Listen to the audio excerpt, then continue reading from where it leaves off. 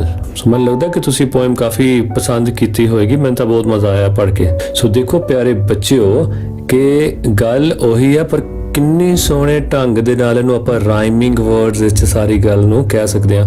ਹੁਣ ਆਪਾਂ ਉਦਾਂ ਆਮ ਕਹਿੰਦੇ ਹਾਂ ਕਿ ਮੈਂ ਇੱਕ ਕੁੱਤਾ ਲੈ ਕੇ ਆਂਦਾ ਉਹ ਇੱਦਾਂ ਉਹ ਇੱਦਾਂ, ਪਰ ਦੇਖੋ ਕਿੰਨਾ ਅੱਛਾ ਰਾਈਮਿੰਗ ਵਰਡਸ ਨੂੰ ਯੂਜ਼ ਕਰਕੇ ਇਹ ਪੋਇਮ ਬਣਾਈ ਗਈ ਹੈ ਨਾ। ਰਾਈਮਿੰਗ ਵਰਡਸ ਕੀ ਹੁੰਦੇ ਨੇ, ਜਿਵੇਂ ਚਲੋ ਇੱਥੇ ਲਿਖਿਆ ਹੀ ਹੋਇਆ ਆਪਾਂ ਕਰਦੇ ਹਾਂ।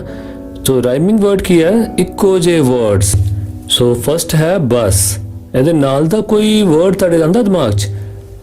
हाँ आप पढ़िया ना पोएम च, फस होर अस होर आजकल की चल रहा है किरे करके छुट्टियां, virus. Okay good. So second है light, might, right, kite. Okay neat, sweet, treat, meet मिलना। ओके या मीट खाने वाला भी होंगे जो आप ऊपर पढ़िया।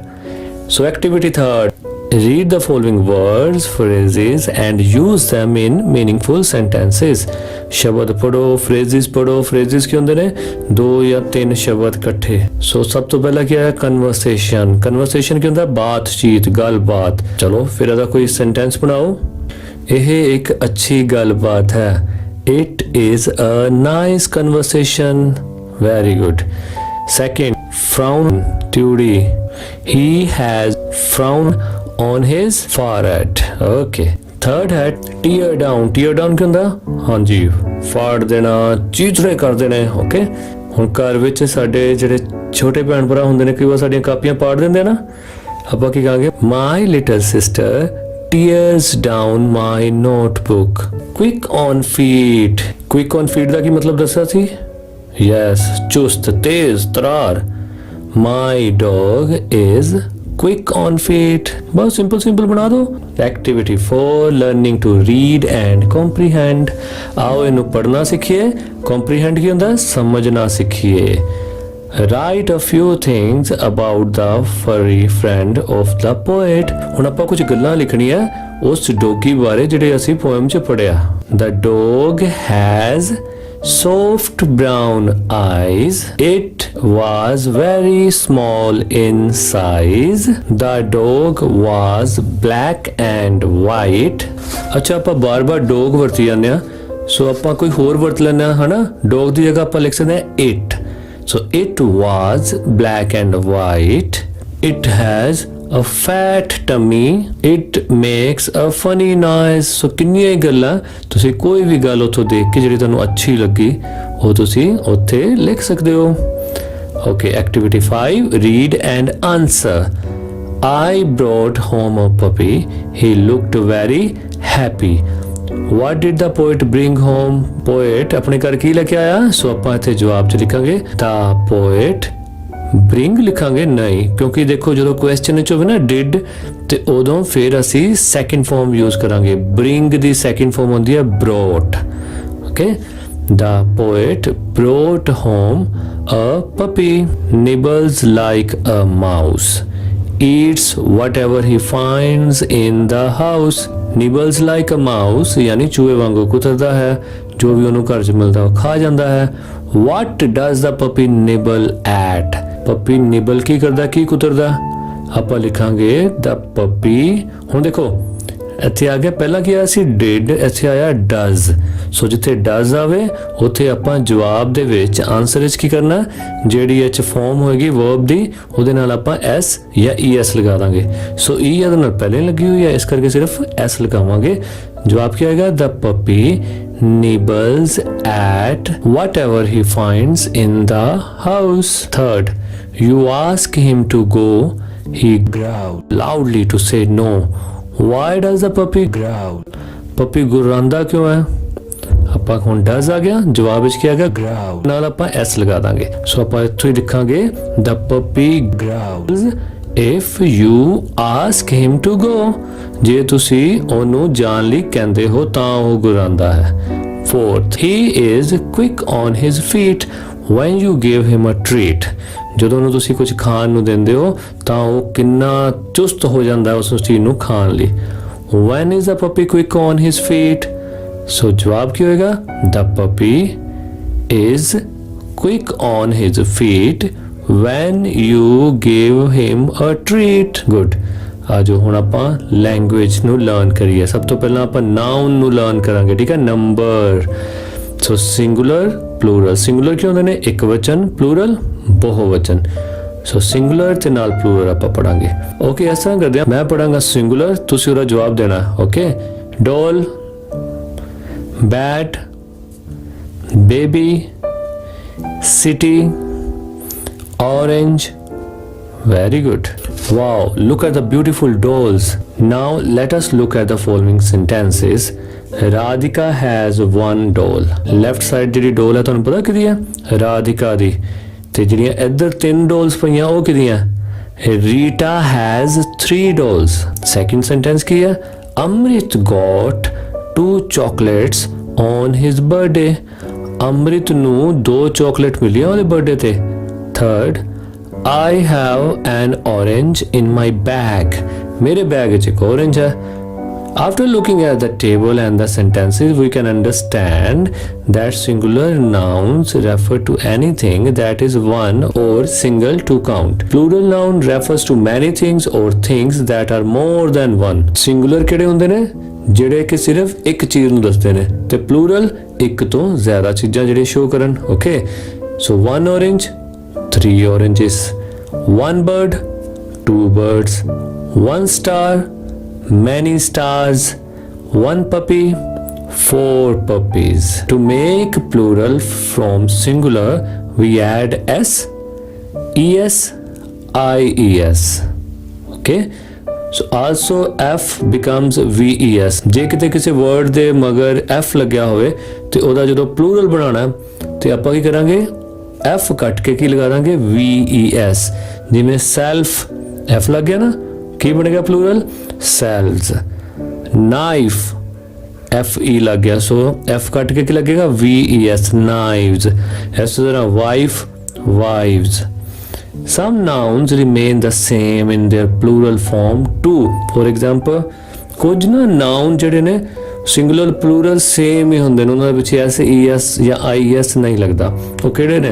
ਸ਼ੀਪ, ਭੇਡ ਤੇ ਭੇਡਾਂ, ਉਹ ਵੀ sheep.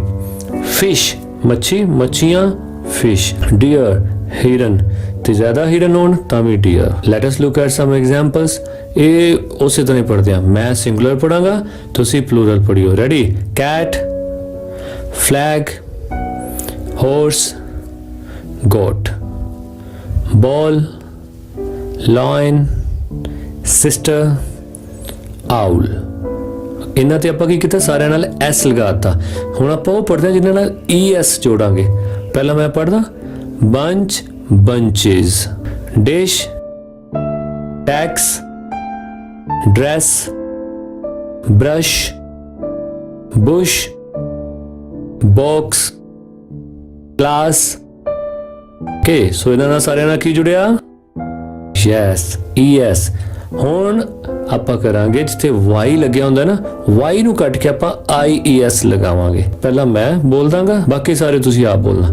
city, cities, story, family, puppy, baby, lady, sky, country, countries. Very good. ਹੁਣ ਆਪਾਂ ਕਰਾਂਗੇ ਉਹ ਵਾਲੇ ਸ਼ਬਦ ਜਿਨ੍ਹਾਂ ਦੇ ਨਾਲ y ਲੱਗਿਆ ਹੋਵੇ ਤੇ ies ਨਹੀਂ ਲੱਗਦਾ, ਸਿਰਫ ਉਹਨਾਂ ਨਾਲ s ਲੱਗਦਾ। ਠੀਕ? ਉਹ ਕਿਹੜੇ ਕਿਹੜੇ ਸ਼ਬਦ ਆ ਦੇਖੀਏ। ਕੀ, ਕੀਜ਼। ਹੁਣ ਤੁਸੀਂ ਸਾਰੇ ਕਰੋ, z ਲਗਾਣਾ। ਠੀਕ ਹੈ? z। boy, play, day, story, holiday, monkey, valley. Very good. ਹੁਣ ਜਿਹਦੇ ਪਿੱਛੇ f ਲੱਗਿਆ ਹੋਵੇ ਉਹਨੂੰ ਕੱਟ ਕੇ ਕੀ ਲਗਾਣਾ? VES। ਸ਼ੁਰੂ ਕਰੀਏ। ਕਾਫ, calves, thief, knife, half। ਕੁਝ ਐਕਸੈਪਸ਼ਨਸ ਇਹੋ ਜਿਹੀਆਂ ਵੀ ਨੇ। ਐਕਸੈਪਸ਼ਨ ਹੁੰਦਾ ਕਿ ਵਿਰਲੀਆਂ ਚੀਜ਼ਾਂ ਕਿ ਜਿਨ੍ਹਾਂ ਪਿੱਛੇ f ਲੱਗਿਆ ਹੁੰਦਾ ਪਰ ਉਹਨੂੰ ਕੱਟ ਕੇ ਅਸੀਂ VES ਨਹੀਂ ਲਗਾਉਂਦੇ। ਉਹ ਕਿਹੜੇ ਕਿਹੜੇ ਨੇ? ਜਿੱਦਾਂ ਹੋ ਗਿਆ ਰੂਫ, roofs, chief, proof, ਹੂਫ। ਸੋ ਆਪਾਂ ਹੁਣ ਉਹ ਵਾਲੇ ਨਾਉਨ ਦੇਖਾਂਗੇ ਜਿਹੜੇ ਉਹ ਨਾਲ ਖਤਮ ਹੁੰਦੇ ਆ ਤੇ ਉਹਨਾਂ ਦੇ ਪਿੱਛੇ ਕੀ ਲੱਗੇਗਾ, ES, ਜਿੱਦਾਂ echo, echoes, potato, hero, mango.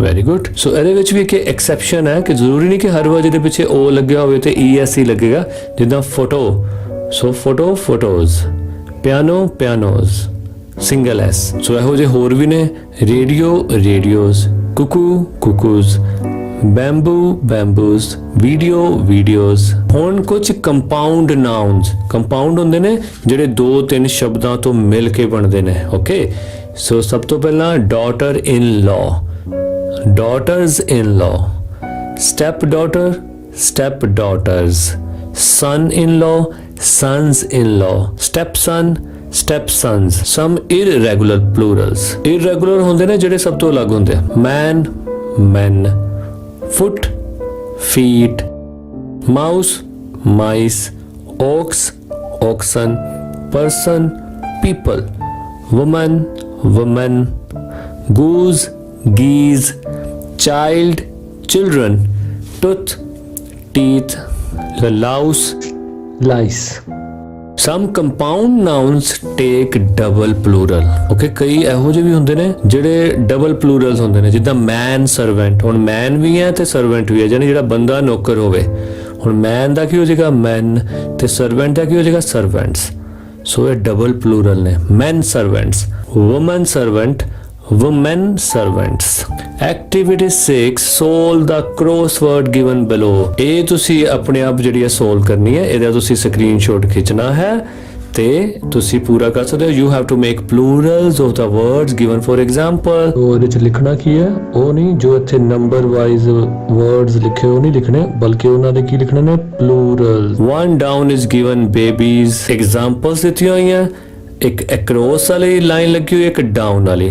ਐਕਰੋਸ ਯਾਨੀ ਆਪਣੇ ਤੋਂ ਤੁਸੀਂ ਸੱਜੇ ਹੱਥ ਨੂੰ, ਆਪਣੇ ਤੋਂ ਰਾਈਟ ਹੈਂਡ ਨੂੰ ਤੁਸੀਂ ਸ਼ਬਦ ਬਣਾਉਣੇ ਨੇ। ਸੋ ਨਾਲ ਨਾਲ ਉਹਦੇ ਨੰਬਰ ਲਿਖੇ ਹੋਏ ਨੇ। Hope you understood it well. So now activity 7, make a list of action words used for the furry friend of the poet in the table given below। So ਆਪਾਂ action words ਲਿਖਣੇ ਨੇ। action words ਕਿਹੜੇ ਹੁੰਦੇ ਨੇ, verbs, ਯਾਨੀ ਜਿੱਥੋਂ ਪਤਾ ਚੱਲਦਾ ਹੋਵੇ ਵੀ ਕੰਮ ਹੋਇਆ। ਪੋਇਮ ਵਿੱਚ ਦੇਖੋ, ਸੋ ਪਹਿਲੀ ਲਾਈਨ ਆ ਜੋ, I brought, ਮੈਂ ਲੈ ਕੇ ਆਇਆ, ਕੋਈ ਕੰਮ ਕੀਤਾ ਨਾ। ਸੋ brought action word ਹੋ ਗਿਆ।